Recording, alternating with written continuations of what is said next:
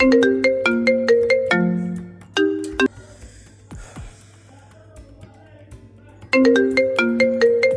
ده مفيش رقم اصلا. الو. ايه يا عم بتكبرها علينا ولا ايه؟ ما بتردش ليه؟ مين معايا اصلا؟ مش لازم تعرف انا مين، وخليك فاكر انا عارف كل حاجة عنك. يا جدع طيب اسمع صوت القطر بقى، قصة استظراف. مين ده كمان؟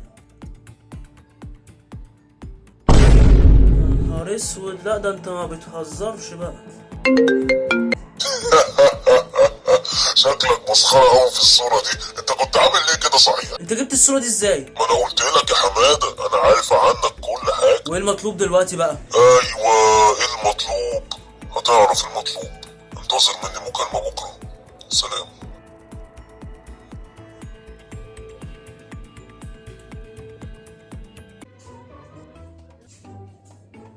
ايه يا زفت، خضتني الله يحرقك. انا برضو اللي خضتك فيها حاج، انت واقف كده ليه؟ مفيش حاجه، بس انت ايه اللي منيمك في الارض كده؟ كنت سهران امبارح والظاهر ان انا نمت على نفسي. طب يلا عشان تجيب لنا فطار. حاضر. بابا، هو بما انك يعني بتحب الهزار وعلى طول بتعمل فيها مقالب، هو انت امبارح ما كلمتنيش في التليفون وعملت فيها مقلب؟ لا ما حصلش، وبعدين انا امبارح جيت من الشغل نمت على طول. انت هتستعبط، انت بتقول ايه؟ ايه ده، هو في قله ادب وسفاله كده؟ انا اسف جدا، انا دقيقه بالظبط وهنزل اجيب لك الفطار.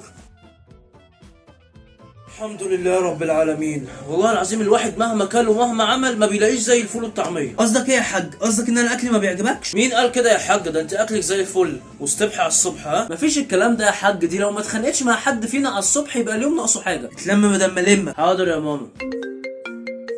طب انا هرد على التليفون واجي بسرعه. شفت يا حاجه، مش عايز يكلمها قدامنا. عبط احنا بقى. يكلمها مين يا حاج؟ صلي على النبي، ده هتلاقيه صاحبه ومسجله ماي لاف. الو. جهز نفسك عشان هتنفذ لي اول طلب دلوقتي. وايه هو الطلب؟ هتعرف ما تقلقش، وقول لابوك ان في اكل تاني احلى من الفول والطعمية على فكرة يعني. صلاة النبي، ده انت سامع وشايف كل حاجة. انت مين يا عم؟ في الوقت المناسب هتعرف كل حاجة. انا عايزك بس دلوقتي تقوم تجيب اي صابونة من عندك وتحطها جنب التلاجة. جنب التلاجة؟ انا مش فاهم حاجة. اعمل اللي بقولك عليه، واهم حاجة تستخبى بعديها. سلام. بعدين بقى في الهبل ده. ودينا جبنا الصابونة اهي، انا مش عارف في ايه. تمام. وديني استخبيت اهو، هنشوف بقى مين الهبل اللي احنا بنعمله. صلاة النبي، الحكومة جت. هو انا كنت هعمل ايه؟ افتكرت. احلف.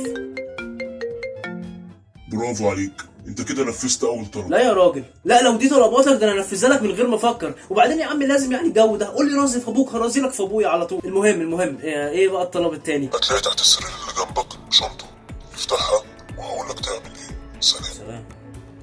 شنطة ايه دي؟ دي جت منين دي؟